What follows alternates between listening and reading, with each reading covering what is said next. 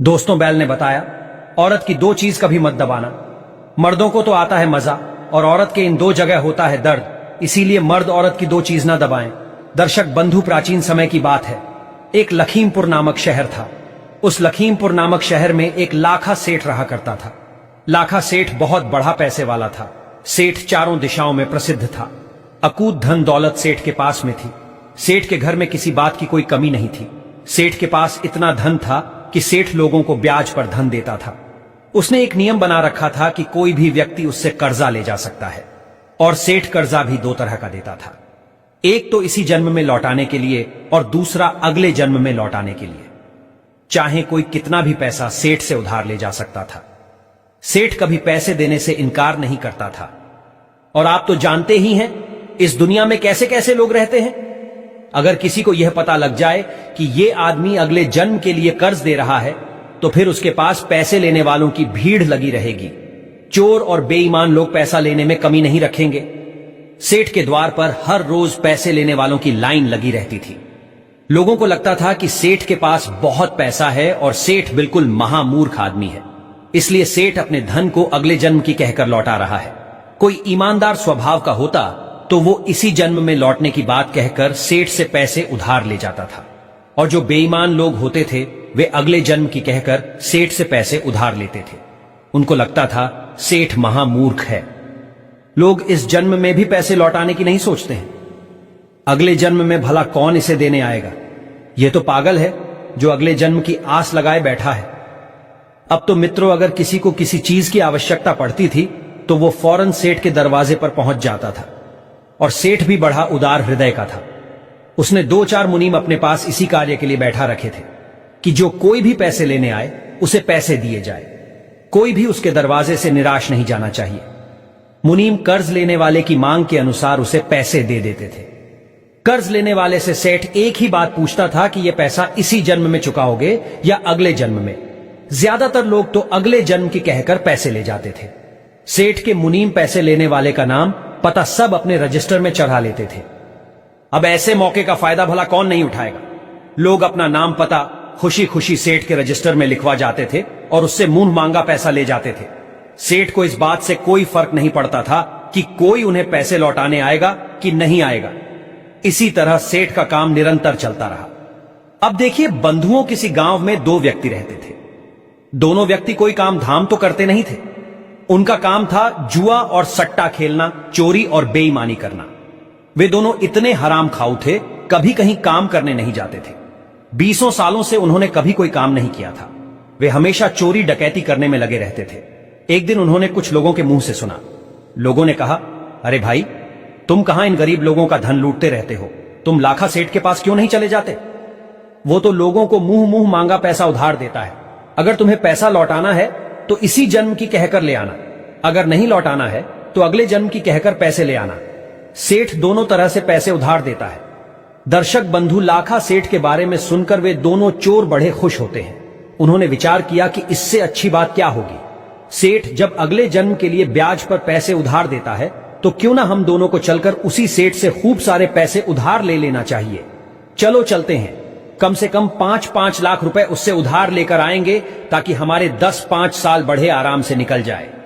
मित्रों, इस प्रकार दोनों दोस्तों ने विचार किया और विचार करने के बाद वे दोनों सेठ के घर को चल पड़े। घर वाले उनकी कोई चिंता फिक्र नहीं करते थे, क्योंकि वे दोनों शुरू से ही आवारा किस्म के थे। प्रिय मित्रों, पहले पैदल का जमाना था। चलते चलते दोनों लखीमपुर आ जाते हैं और लखीमपुर आकर के सेठ के पास पहुंच जाते हैं। उसके बाद सेठ से कहने लगे, अरे सेठ जी, हमने तुम्हारा बड़ा नाम सुना था और हम पर बड़ी गरीबी चल रही है। बच्चे भूखे प्यासे मर रहे हैं। हमें पैसों की बहुत बड़ी आवश्यकता है। क्या हमें पैसे उधार मिल सकते हैं। सेठ कहने लगा, हां हां, क्यों नहीं। जितने चाहो उतने रुपए ले जा सकते हो। तुम घबराओ मत, बताओ कितने रुपए चाहिए। अब सेठ की बात सुनकर के वे दोनों चोर कहने लगे कि देखो सेठ जी, हमें इस जन्म के लिए तो पैसे नहीं चाहिए। हम तो अगले जन्म में पैसे लौटा पाएंगे। सेठ जी कहने लगे, हां हां, कोई बात नहीं है। आप अगले जन्म के लिए ले जाओ। हम कब मना कर रहे हैं। आप बताइए तो सही, कितने पैसे चाहिए आपको। हम तो अगले जन्म के लिए भी पैसे देते हैं। मित्रों, इस प्रकार सेठ की बात सुनकर वे दोनों मन ही मन बड़े प्रसन्न होते हैं और आपस में विचार करने के बाद कहने लगे, सेठ जी, ज्यादा नहीं, बस 5-5 लाख रुपए हम दोनों को दे दीजिए ताकि हमारे बच्चों का पालन पोषण हो सके। दोनों चोरों की बात सुनकर सेठ जी अपने मुनीम से कहने लगे कि मुनीम जी, इन दोनों को 5-5 लाख रुपए दे दीजिए। मित्रों, मुनीम ने फौरन सेठ की आज्ञा का पालन किया और दोनों को 5-5 लाख रुपए पकड़ा दिए। 5-5 लाख रुपए लेकर वे उन पैसों को अपनी जेब में रखकर दोनों चल देते हैं। सेठ ने दोनों का नाम पता पूछकर अपने बही खाते में उनका नाम लिख लिया कि फलाने फलाने व्यक्ति ने अगले जन्म में चुकाने के लिए 5-5 लाख रुपए का कर्जा लिया है। पैसे लेकर दोनों बड़े खुश होते हैं और विचार करते हैं कि भैया अगला जन्म किसने देखा है। सिर तो बड़ा मूर्ख था जो हमें पैसे दे दिए। अब इन पैसों से अगले जन्म की तो हमें नहीं पता, पर यह जन्म हमारा बड़े आनंद से कट जाएगा। हमें जीवन भर चोरी करने की और जुआ खेलने की जरूरत नहीं पड़ेगी। मित्रों, ऐसा दोनों मन में विचार करते हुए खुश होते हुए चलते चले जा रहे थे। अब आगे क्या होता है? वे दोनों पैदल पैदल चलते चले जा रहे थे। चलते चलते उन्हें रास्ते में रात हो जाती है। फिर उन्हें एक गांव दिखाई देता है। वे सोचने लगे कि चलो इसी गांव में आज की रात गुजारेंगे। जब वे गांव में पहुंचे तो गांव में उन्होंने रोकने की कोशिश की, परंतु वहां किसी ने उन्हें रोकने के लिए नहीं कहा, क्योंकि वो दोनों देखने से ऐसे लग रहे थे कि दोनों कोई बदमाश हो। और उनको यह भी डर सता रहा था कि उनके पास इतने सारे रुपए हैं, कोई उनसे उनका रुपया न छीन ले। फिर काफी सोच विचार के बाद उन्होंने वहां रुकने का फैसला किया। मित्रों, गांव से बाहर एक तेली का घर पड़ता था। वे उस तेली के घर के दरवाजे पर जाकर उससे कहने लगे कि भैया, हम तुम्हारे यहां रुकना चाहते हैं। आज की रात कट जाएगी तो सुबह हम यहां से चले जाएंगे। भाई, हम तुम्हारा खाना भी नहीं खाएंगे, केवल सोने के लिए हमें बिस्तर दे देना। और एक चारपाई तेली कहने लगा, भाई मेरे पास एक ही चारपाई है। एक काम करो, मेरे तबेले पर एक खाट पड़ी हुई है और वहां मेरा एक बैल और एक भैंसा बंधा हुआ है। तुम जाओ, जाकर आराम से बाहर सो जाना और मेरे और पशुओं की रखवाली भी करते रहना। दर्शक बंधु, वे दोनों उस तेली के तबेले में रुकने के लिए चले जाते हैं। जब दोनों मित्र उस तबेले में रुक जाते हैं तो तेली तो अपने घर को चला जाता है और इधर वे दोनों चोर उस तबेले में पड़ी खाट पर सो जाते हैं। परंतु दोनों को नींद नहीं आ रही थी, क्योंकि दोनों के पास काफी पैसे थे और उन्हें डर लग रहा था कि कोई उनसे उनके पैसे छीन न ले जाए। इसलिए दोनों जागते हुए आपस में बातें कर रहे थे। इस प्रकार मित्रों, रात्रि के 12 बज जाते हैं। उधर उस तबेले में एक भैंसा और एक बैल जो बंधा हुआ था। वो भैंसा कहता है, अरे भाई बैल, तुम सो रहे हो या जाग रहे हो? देखो, मेरी बात ध्यान से सुनो। मेरा और तुम्हारा बस आज रात तक का ही संग है। कल सुबह मैं तुम्हें छोड़कर चला जाऊंगा। बैल बोला, क्या कह रहे हो? तुम हमें छोड़कर चले जाओगे? क्यों चले जाओगे? तब वो भैंसा कहता है, देखो भैया, मैंने पहले इस तेली से कर्जा लिया था और उस कर्जे को मैं चुका नहीं पाया। तो देखिए, मुझे तेली के यहां वैसा बनना पड़ा और इसने आज मेरी कोड़े मार मार कर यह हालत बना दी है। मुझसे एक एक पैसे की वसूली ब्याज सहित की है। मैंने इससे इतना कर्जा लिया था, उसका 1000 गुना पैसा इसने मुझसे वसूल किया है और अब मेरा जो कर्ज था वो बिल्कुल चुक गया है। मैं अब इस तेली के कर्ज दर से मुक्त हो गया हूं और प्रातःकाल में तेली के घर एक सानी चारा खाऊंगा और चारा खाने के बाद मैं यहां से चला जाऊंगा। उसके बाद मैं शरीर छोड़ दूंगा। हे बैल भैया, हमारे साथ बस इतना ही लिखा था। भैंसे की बात सुनकर बैल कहने लगा कि बात तो तुम्हारी ठीक है। हे भैया, तुम तो मुक्त हो गए। वैसे चलूंगा तो मैं भी। यदि 2-4 घंटे तुम और रुक जाओ तो मैं भी इस तेली के कर्ज से मुक्त हो जाऊंगा। मुझे इसकी एक घानी सरसों की पिराई करनी है। मुझे इसका कोलू 4 घंटे और चलाना है। उसके बाद एक कसाई आएगा और उस कसाई पर मेरे पूर्व जन्म के रुपए चाहिए थे। मेरे पैसे देकर वो मुझे खरीदेगा और ये तेली उन पैसों को ले लेगा और पैसे जैसे ही तेली लेगा तो मैं इस तेली के कर्जे से मुक्त हो जाऊंगा, क्योंकि मैंने भी पूर्व जन्म में इस तेली से कर्जा लिया था। मैंने इसका पूरा कर्जा चुका दिया है, क्योंकि कुछ तो इसने मुझसे काम करवाकर इसका जो कोलू चलाया है उससे वसूल किया है और शेष बचे हुए पैसे वो कसाई दे जाएगा और मैं थोड़ी दूर कसाई के साथ चलूंगा और उसके बाद मैं मर जाऊंगा। मित्रों, ये बात उन दोनों मित्रों ने जब सुनी तो वे सोचने लगे, यह क्या बात है, हमें देखना चाहिए। इधर बंधुओं, जब प्रातः काल होता है, जब दिन निकला तो तेली आता है और तेली ने आने के बाद उन दोनों को खाने को चारा डाल दिया। भैंसे ने चारा खाया और चारा खाने के बाद वो भैंसा वहीं पर गिर जाता है, उसका प्राणांत हो जाता है। मित्रों, जब भैंसा मर जाता है तो तेली बड़ा दुखी होता है कि हाय, मेरा वैसा मर गया। उधर भी दोनों चोर आपस में विचार करते हैं, अरे भाई, बात तो बिल्कुल सही है। जैसा हमने रात सुना था उसी हिसाब से यह घटना घटी है। इसका मतलब इस भैंसे ने तेली से कर्ज लिया था। अब सवाल यह है कि क्या यह बैल भी मरेगा? चलो इसको भी देखते हैं। अब दोनों चोर वहां पर रुक कर देखने लगते हैं। इधर तेली ने बैल को कोलू में लगाया और 23 घंटे उस बैल से अपना कोलू चलवाया। फिर कुछ देर के बाद एक कसाई आता है। कसाई ने तेली से कहा, अरे भाई, क्या तुम अपने बैल को बेचोगे? तेली ने कहा, हां भाई, मैं इस बैल को बेच दूंगा। कसाई ने पूछा, तो बताओ कितने पैसे लोगे? अब तेली कसाई को बैल की कीमत बताता है।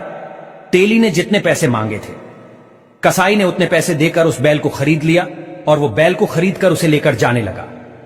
उधर वे दोनों मित्र कहने लगे, देख भाई, बैल ने कहा था कि कसाई आएगा, कसाई आ भी गया और तेली ने बैल भी बेच दिया। अब हम इसके पीछे पीछे चलते हैं और देखते हैं रास्ते में ये बैल मरेगा कि नहीं।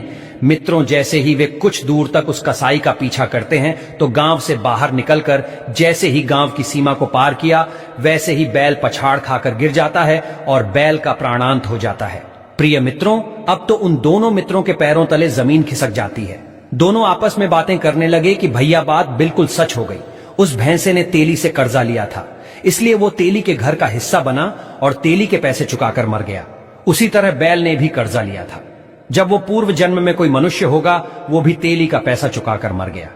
इससे सिद्ध होता है कि अगर कोई किसी का पैसा खाता है तो उसे बैल या भैंसा बनकर चुकाना पड़ता है। इसी तरह हम सेठ से पैसा उधार लेकर आए हैं। लगता है अगले जन्म में हमें भी सेठ के यहां कोई ना कोई पशु बनकर यह पैसा चुकाना पड़ेगा। दर्शक बंधुओं, दोनों ने आपस में विचार किया कि अब क्या करना चाहिए। एक ने कहा, चलो वापस चलते हैं और सेठ के यहां चल करके उसके पैसे लौटा देते हैं। सेठ जब पूछेगा कि पैसे क्यों लौटाने आए हो, तो उससे कह देंगे कि हमारे पास पैसों की व्यवस्था हो चुकी है, आप अपने पैसों को जमा कर लीजिए। इस प्रकार बंधु वे दोनों सेठ के पास चल देते हैं और वापस लखीमपुर लाखा सेठ के पास आ जाते हैं। सेठ के पास पहुंचे तो सेठ ने उन्हें देखकर कहने लगा, तुम लोग वापस क्यों आ गए, क्या बात है? तब दोनों चोर कहते हैं, सेठ जी, थोड़ी देर पहले हम आपसे जो पैसे ले गए थे, उन पैसों को वापस करने आए हैं। दरअसल हमारे पास और कहीं से पैसों की व्यवस्था हो गई। अपने पैसे वापस लेकर उस रजिस्टर से हमारा नाम काट दीजिए। मित्रों, सेठ जी ने अपना बही खाता देखा तो बही खाते में लिखा था कि अगले जन्म के लिए पैसे उधार लिए थे। तो सेठ जी कहने लगे, भाई, यदि इस जन्म के लिए तुम पैसे उधार ले जाते तो मैं ये पैसे लेकर उन्हें जमा कर लेता, परंतु तुमने तो पैसे उधार लिए हैं। अब तो मैं इन पैसों के लिए जमा नहीं कर सकता। अब तुम्हें ये पैसे अगले जन्म में ही चुकाने पड़ेंगे। दर्शक बंधुओं, जब यह बात सेठ की सुनी तो उन्होंने सेठ से फिर कहा कि नहीं सेठ जी, आपको ये पैसे लेने पड़ेंगे। मित्रों, अब तो सेठ उन पैसों को लेने से साफ इनकार कर देता है और वे दोनों जबरदस्ती उन पैसों को देना चाहते थे। काफी मिन्नतें करने के बाद भी सेठ ने वो पैसे नहीं लिए। अब तो निराश होकर दोनों अपने घर की ओर लौटकर जाने लगते हैं और विचार करते जा रहे हैं कि हमें इस सेठ का बैल बनना पड़ेगा और ये सेठ डंडे मार मार कर 11 पैसे का हमसे हिसाब बराबर करेगा। अब हम क्या करें? हमने तो सेठ का कर्जा लेकर मुफ्त में ही मुसीबत पाल ली। दोनों सोचते हुए चलते चले जा रहे थे। मित्रों, जब चलते चलते एक जंगल में पहुंचे और उस जंगल में एक चौराहा था। उस चौराहे पर दोनों लोग एक वृक्ष के नीचे बैठ जाते हैं और विचार करते हैं कि हमें सेठ के यहां जन्म लेना पड़ेगा और सेठ न जाने कितनी हमें यातनाएं देगा और तब ये पैसे हमसे वसूलेगा। दोनों आपस में विचार कर रहे थे। तभी एक चोर बोला कि भैया, मेरे दिमाग में एक युक्ति आई है। हम एक काम करते हैं, जितना भी 10 लाख रुपया हमारे लिए सेठ ने दिया है, उससे इस जंगल में देखिए कहीं भी पानी का कोई साधन नहीं है, यहां एक सुंदर तालाब बनवा देते हैं। दूसरा कहने लगा, भाई, बात तो तुम अच्छा कह रहे हो। मित्र, इस प्रकार दोनों ने विचार विमर्श करके फैसला कर लिया कि हम सेठ के इस कर्ज से, इस पैसे से यहां पर एक बड़ा सा तालाब बनवाएंगे। फिर क्या था, उन्होंने पड़ोस के गांव से मजदूर बुलवा लिए और बाहर एक तालाब की खुदाई शुरू करवा दी। कुछ ही समय में उन्होंने एक बहुत सुंदर तालाब का निर्माण करवा दिया। तालाब के चारों ओर हरे भरे पेड़ पौधे लगवा दिए, चारों तरफ सुंदर सुंदर सीढ़ियां बना दी। तालाब नीचे से पक्का करवा दिया और चारों ओर से उसे सपाट रखा। उस तालाब के पास एक अपने लिए रहने को कोठरी बनवा ली, अर्थात वह एक कमरे का निर्माण करवा लिया। अब क्या था, वे दोनों उसी तालाब के किनारे उसी कमरे में रहने लगे। मित्रों, सेठ के यहां से जितने पैसे को लेकर आए थे, सारा पैसा उन्होंने उस तालाब में लगवा दिया। दर्शक बंधुओं, अब कुछ दिन के बाद जब बरसा ऋतु आती है तो चौराहा तो वहां पर था ही। होता क्या है कि बरसात का पानी चारों तरफ से आता है और वो तालाब पानी से लबालब भर जाता है। कुछ समय बाद तालाब में जो गंदगी आई थी, वर्षा ऋतु के पानी के साथ वो गंदगी धीरे धीरे बैठ जाती है और तालाब में बिल्कुल स्वच्छ पानी हो जाता है।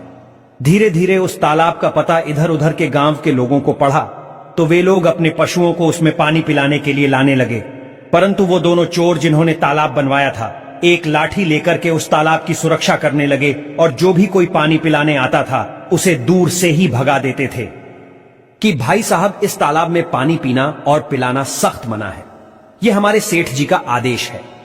मित्रों, उन्होंने तालाब के किनारे एक बड़ा सा बोर्ड लगा रखा था और उस बोर्ड पर तालाब के मालिक के रूप में उसी लाखा सेठ का नाम लिखवा दिया था, क्योंकि वो उसे सेठ के पैसों से ही तो तालाब बनवाया था। श्रोताओं, अब तो इसकी सूचना आसपास के गांव में फैल जाती है कि एक इतना सुंदर तालाब सेठ ने जंगल में बनवाया है और उसमें बहुत सुंदर पानी है, परंतु उस पर 2 पहरेदार रहते हैं। वे दोनों पानी नहीं पीने देते हैं। जो भी व्यक्ति आता है, जो भी पशु आते हैं, वे उन्हें पानी पीने से पहले ही भगा देते हैं। गांव वालों ने मन में विचार किया कि ऐसा करते हैं। 10-20 व्यक्ति मिलकर चलते हैं कि वे हमें पानी क्यों नहीं पीने दे रहे। हमारे पशु अगर इसमें पानी पी लेंगे तो क्या बिगड़ जाएगा। अगर किसी को पानी नहीं पीने देना है तो फिर यह तालाब ही क्यों बनवाया।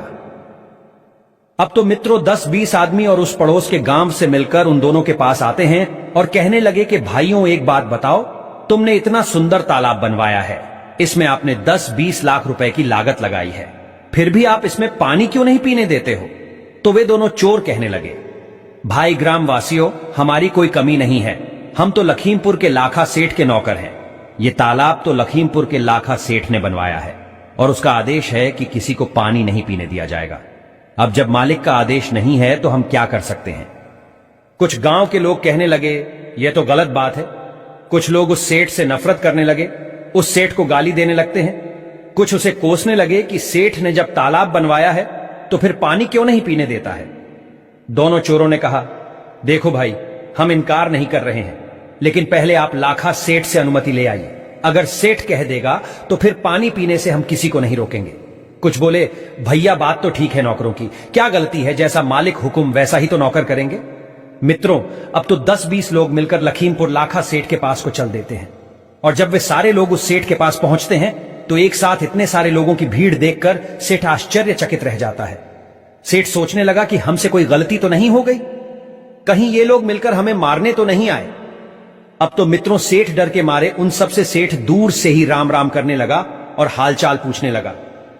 सेठ ने उन सबको बड़े सम्मान से अपनी बैठक में बुलाया, जलपान कराया, उसके बाद में आने का कारण पूछा। अब तो सारे गांव वाले वैसे भी क्रोध में ही थे। वे सब कहने लगे, अरे सेठ जी, आपने इतना सुंदर तालाब बनवाया है, जब किसी को पानी नहीं पीने देते हो तो आपके तालाब बनवाने का क्या फायदा। तालाब नाम सुनकर सेठ चौंक जाता है, कहने लगा, भाइयों आप किस तालाब की बात कर रहे हैं, मैंने तो कोई तालाब नहीं बनवाया है, आप लोग गलत कह रहे हैं। गांव वाले बोले, नहीं सेठ जी, हम इतने लोग पागल नहीं हो सकते, हम अपनी आंखों से देखकर आ रहे हैं। तालाब के किनारे पर बोर्ड लगा है और उस बोर्ड पर मालिक के रूप में आपका ही नाम लिखा है। वहां पर आपके ही नाम का बीजक लगा है और आपने 2 नौकर वहां बैठा रखे हैं। वही दोनों हमें किसी को पानी नहीं पीने देते हैं। सेठ कहने लगा कि भाई, मैंने तो ऐसा कोई तालाब नहीं बनवाया है और जो तालाब मैंने बनवाए हैं उन पर तो लोग पहले से ही पानी पीते आए हैं, मेरे किसी तालाब पर पानी पीने की मनाही नहीं है। गांव वाले कहने लगे, सेठ जी, वो तालाब आपका ही है और आप हम लोगों को पानी से वंचित करके पाप के भागी बन रहे हैं। गांव वालों की बात सुनकर सेठ बड़ा हैरान होता है, कहने लगा, चलो मैं स्वयं चलकर देखता हूं। अब तो सेठ जी स्वयं उन ग्रामीणों के साथ चल देते हैं और उस तालाब पर पहुंच जाते हैं। सेठ ने जब उस तालाब को दूर से देखा तो वास्तव में तालाब बड़ा ही सुंदर बना हुआ था। चारों ओर पक्की दीवारें थी, बड़ी बड़ी सीढ़ियां थी, सुंदर सुंदर घाट बने हुए थे, पशुओं के लिए चढ़ने उतरने के लिए भी खूब अच्छे व्यवस्था की थी। सेठ ने देखा कि 2 लोग लाठी लेकर उस तालाब की रखवाली कर रहे हैं। फिर सेठ ने वहां लगा उस बोर्ड को देखा जिस पर उनका ही नाम गुदा था। उस बीजक पर लिखा था कि तालाब के निर्माण कर्ता लखीमपुर के लाखा सेठ है। बीजक पढ़कर सेठ ने उन दोनों को अपने पास बुलाया और कहने लगे, भाई आप इस तालाब से लोगों को पानी क्यों नहीं पीने देते हो, क्या कारण है? और ये आपने अपना तालाब भी मेरे नाम से बनवाया है। मेरे नाम पर तालाब बनवाकर और लोगों को पानी से वंचित रखकर मुझे क्यों पाप का भागी बना रहे हो, जबकि मैंने तो यह तालाब बनवाया ही नहीं है। तब वे दोनों चोर सेठ से कहते हैं, मित्रों समस्त गांव वाले भी वहां मौजूद थे। वे कहने लगे, सेठ जी, हम आपसे 10 लाख रुपए अगले जन्म की कहकर उधार लेकर आए थे, परंतु वे रुपए हम घर लेकर नहीं पहुंचे। उससे पहले ही हमारी व्यवस्था हो गई और हम उन पैसों को आपको वापस देना चाहते थे, लेकिन आपने तो यह कहते हुए मना कर दिया कि अगले जन्म के पैसों को मैं वापस नहीं लेता, वो तो अगले जन्म में ही देने पड़ेंगे। लेकिन सेठ जी, हम उन पैसों को इसी जन्म में देना चाहते हैं और आपने उन पैसों को लेने से इनकार कर दिया। अब बताओ हम क्या करें? इसीलिए हमारे मन में विचार आया, हमने उन पैसों से यह तालाब बनवा दिया। पैसे तो आपके ही थे, इसलिए हमने आपका नाम लिखवा दिया। अब हम पानी नहीं पीने देंगे जब तक आप उन पैसों को माफ नहीं करोगे और अपने रजिस्टर से हम दोनों का नाम नहीं काटोगे। तब तक सारे लोग आपको ही कोसेंगे। हजारों लोगों की बददुआएं आपको मिलेंगे, क्योंकि पैसे आपके थे। यदि आप हमारे उन पैसों जमा कर देते हो तो हमें कोई हर्ज नहीं है, चाहे जो आकर पानी पिए। यदि आपने पैसे जमा नहीं किए तो फिर हम किसी को पानी की छोड़ो, हम किसी इस तालाब से किसी को हाथ भी नहीं लगाने देंगे। मित्रों, ये सुनकर सेठ भी बड़ा चकित होता है कि इन दोनों ने बड़े दिमाग से काम लिया है। गांव वाले कहने लगे कि ये दोनों बहुत अच्छे आदमी हैं। देखो, इन्होंने कितना सुंदर तालाब बनवाया है। सेठ जी, आप इनका कर्ज माफ कर दो। सेठ जी कहने लगे, देखो भाई, मैं अगले जन्म के पैसों को तो माफ नहीं करता। तब वे दोनों कहने लगे, कोई बात नहीं, मत करो माफ, हम किसी को पानी भी नहीं पीने देंगे और इस पाप के भागी जिंदगी भर आप बनोगे। अब आप सोच लो, आपके नाम से कितना अपराध होगा। सेठ की बात समझ में आ जाती है कि मेरे पैसे और मेरे नाम का ये लोग दुरुपयोग करेंगे और मैं नरक भागी बनूंगा। सेठ कहने लगा, कोई बात नहीं है, मैं तुम्हारे पैसों को अभी जाकर जमा करता हूं, परंतु तुम इन गांव वालों को पानी पीने दीजिएगा। न जाने कितने पशु, कितने जानवर, कितने पक्षी पानी पीने के लिए इस तालाब पर आते हैं और तुम उन्हें भगा देते हो। मेरे से तो यह बहुत बड़ा पाप हो रहा है। मित्रों, इस प्रकार सेठ ने उन दोनों के पैसों को जमा कर दिया और रजिस्टर से उनका नाम भी काट दिया। इस प्रकार वे दोनों बहुत प्रसन्न होते हैं और अपने घर चले जाते हैं। उस दिन के बाद उन्होंने कभी किसी की न तो चोरी की, न कभी जुआ खेला, न किसी की बेईमानी की। उनके अंदर ब्रह्म ज्ञान जागृत हो जाता है। दर्शक बंधुओं, इस कहानी का मूल उद्देश्य यह है कि अगर हम किसी का एक पैसा भी मुफ्त का खाते हैं तो वो हमें किसी न किसी रूप में चुकाना ही पड़ता है। अगर हम किसी के धन की बेईमानी कर लेते हैं तो याद रखना, उस धन को पता नहीं उसने कैसे कमाया था। यदि उसने वो धन अधर्म के रास्ते पर चलकर कमाया होगा तो उस पाप का भागीदार उस धन को खाने वाला बनेगा। मित्रों, बेईमानी का धन खाने वाला दूसरे के पाप भी अपने ऊपर ले लेता है और उस धन को 1000 गुना ज्यादा करके किसी न किसी रूप में उसे चुकाना ही पड़ता है। यदि आप यह सोचकर बैठ जाएं कि हमें इसका पैसा नहीं देना है, तो मित्रों, यह बात निश्चित मान लेना, जिसका पैसा आप खा रहे हैं या खाया है, उसके यहां आपको या तो भैंसा बनना पड़ेगा या फिर बैल बनना पड़ेगा। कहने का मतलब है, किसी न किसी रूप में उसका वह पैसा आपको चुकाना ही पड़ेगा। परमात्मा की अदालत में कोई गलती नहीं होती है, ना तो वहां किसी की रिश्वत चलती है और ना ही आपका घमंड, और वहां पर कोई गलती भी नहीं होती है। जो अपराधी है, जिसने थोड़ा भी पाप किया है, उसे भी उसके कर्म का दंड अवश्य मिलता है। वहां कोई गलती नहीं मिलेगी। इसलिए मित्रों, आपसे निवेदन है कि किसी का एक पैसा भी मत खाना। हो सके तो तुम्हारे पैसे भले कोई और खा जाए, आप सिर्फ ईमानदारी से रहिए। यदि आपने किसी के पैसे खाए हैं, नियत खोटी की है, तो श्रोताओं, यह पक्का मान लेना कि आपको उसके पैसे चुकाने पड़ेंगे, वह भी ब्याज सहित। पाप का धन साधन तो देता है, पर सुख चैन छीन लेता है, अंदरूनी खुशी नष्ट कर देता है, और एक दिन ऐसे मूर्ख आदमी का पतन हो जाता है। इन 3 लोगों का पैसा कभी मत खाना, वरना बैल बनकर चुकाना पड़ेगा। नंबर 1, चोरी, बेईमानी और ठगी का पैसा कभी मत खाना। नंबर 2, किसी मंदिर या देव स्थान पर चढ़ा हुआ पैसा कभी मत खाना। नंबर 3, रिश्वत का पैसा कभी मत खाना। मित्रों, जो इन 3 स्थान का पैसा खाता है, उसका सर्वनाश होना निश्चित है। वे लोग यह सोच रहे होंगे कि हम तो 20 साल से इनका पैसा खा रहे हैं, हमारा तो कुछ बिगड़ा ही नहीं, तो आप चिंता ना करें।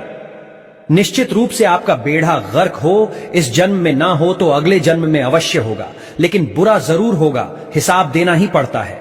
मित्रों, मैं उम्मीद करता हूं इस कहानी से आपको दुनिया की सबसे बड़ी सीख मिली होगी। इस सुंदर सी जानकारी को लाइक जरूर करें। आपका एक लाइक हमारे लिए बहुत ही कीमती है।